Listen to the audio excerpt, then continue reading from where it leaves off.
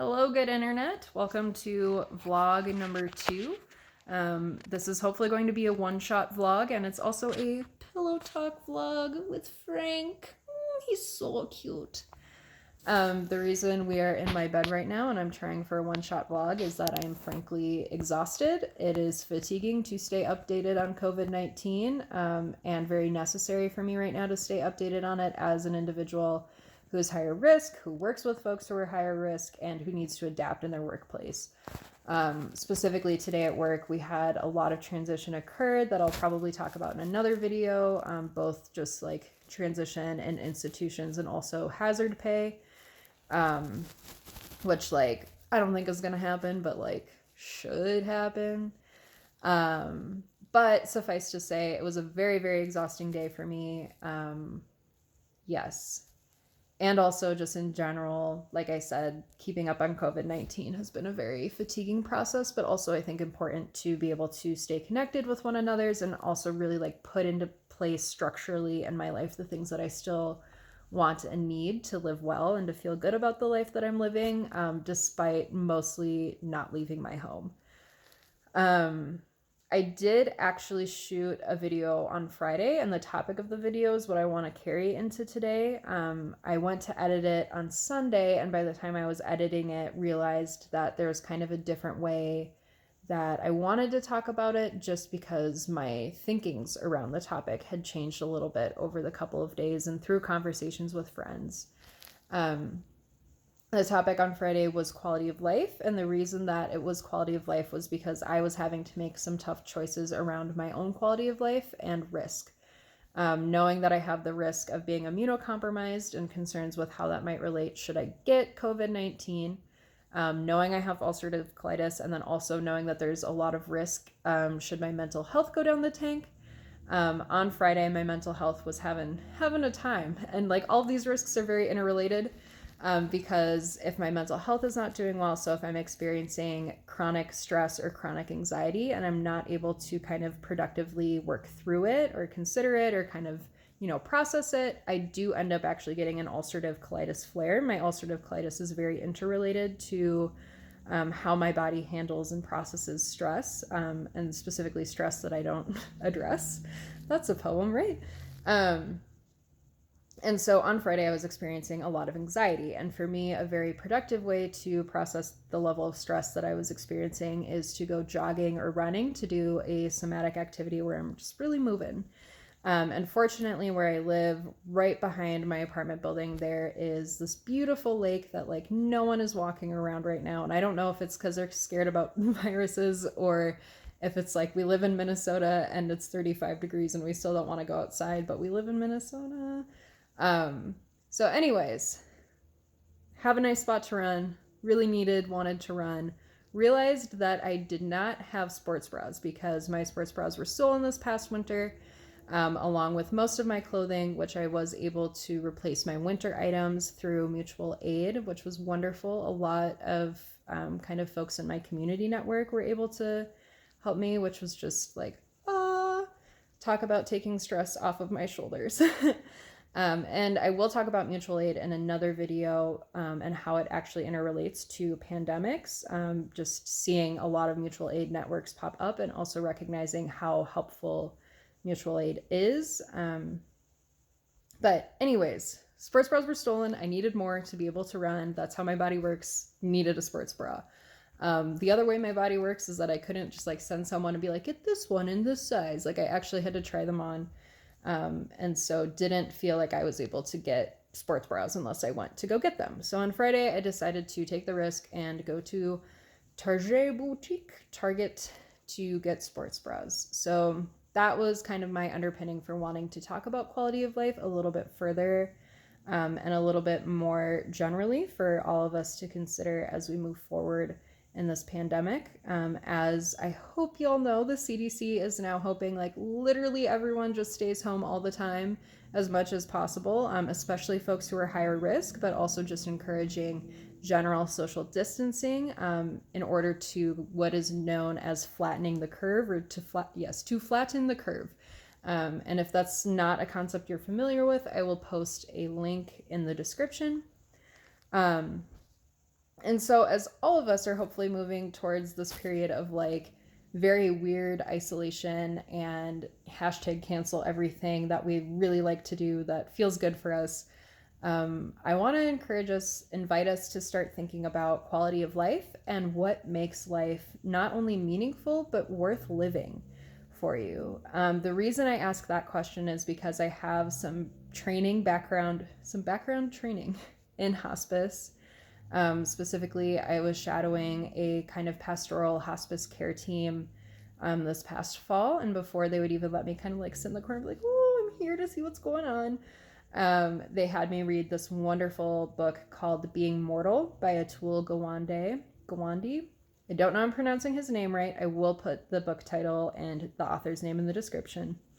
The author of Being Mortal is a doctor, and in the book he talks about a few facets of hospice care and in general just how we care for older adults. So he talks both about how the concept of like the nursing home has changed from being kind of like efficiency based and like, oh, we'll strap people down if they'll walk, or we won't let them have alcohol, etc., to being more person based or person centered on the things that also make life pleasurable for individuals, make life worth living.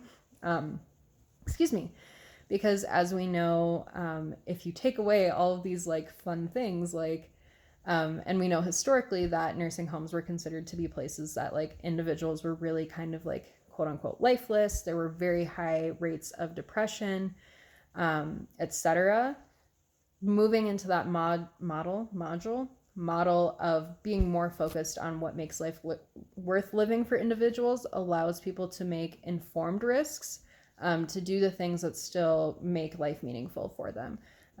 Should it be having their nightly cocktail or deciding to walk through the hall without their walker for whatever reason? I get so nervous, but like you do you. That type of thing.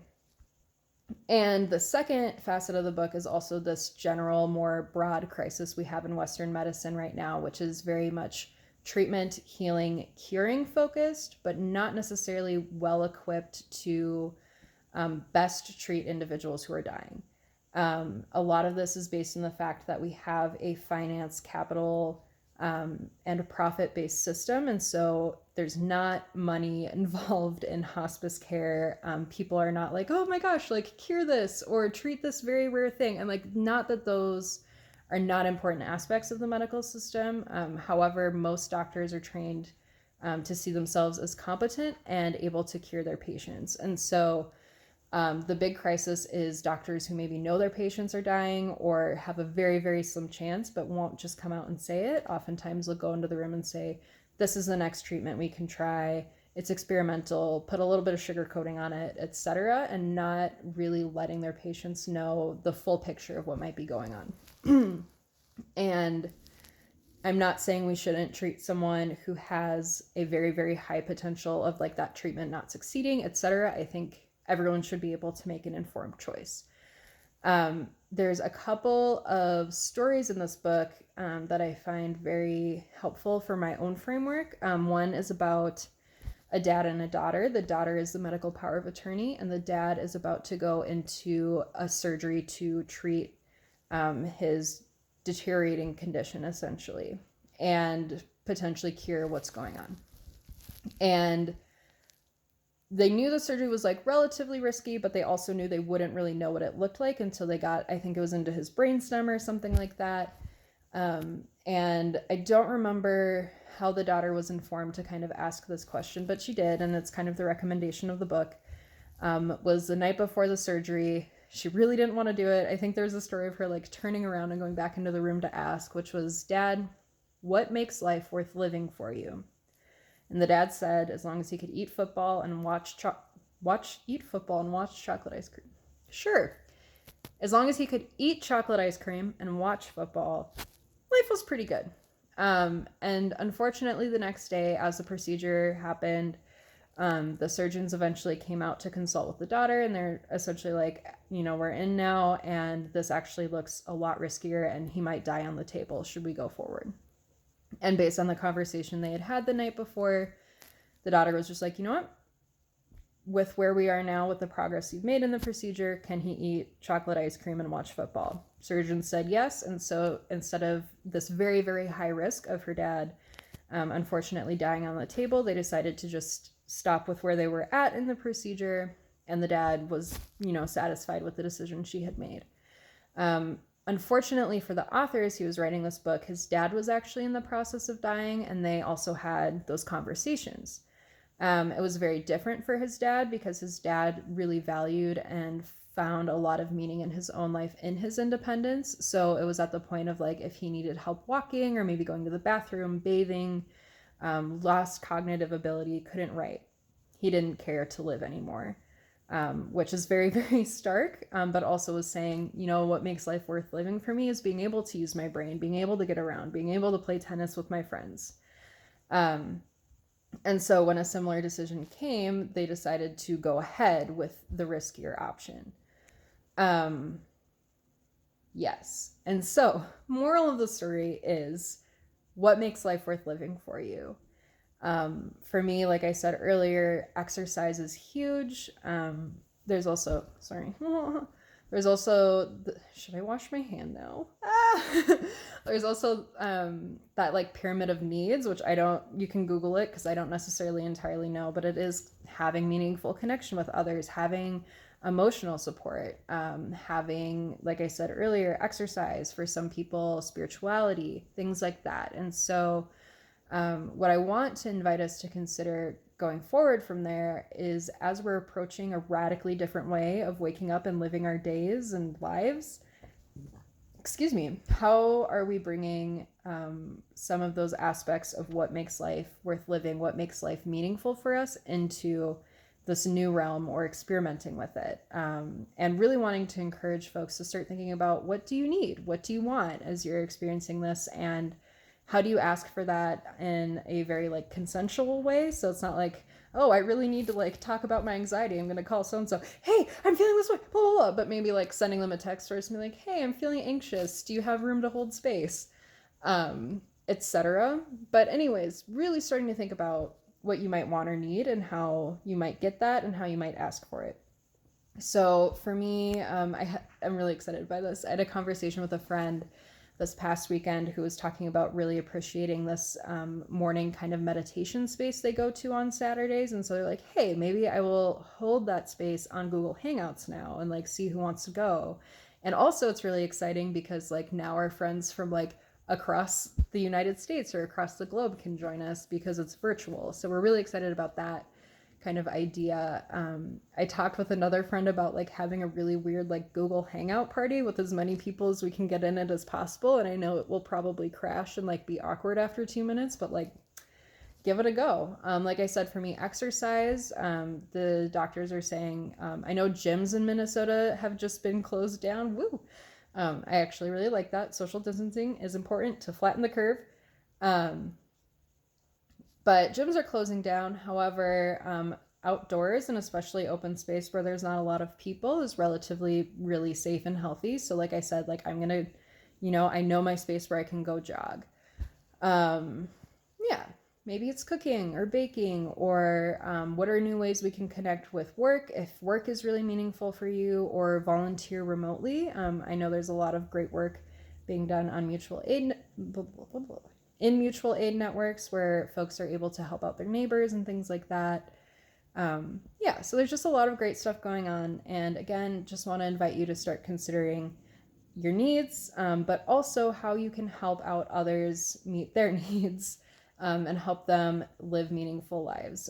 Especially maybe if you're not in a higher risk category, maybe you're a young adult with like a fantastic immune system, which I envy, but I'm really happy for you. Maybe you offer to bring someone chocolate ice cream from Target, or can help with childcare and things like that. Yeah, so going forward, what are the things you need? What are the things you want? And how can you do that in community? How can you help others also achieve those things? Vlog day 2, but also it's day 4. Monday, March 16th, 2020. Thank you for joining me, and I will see you next time.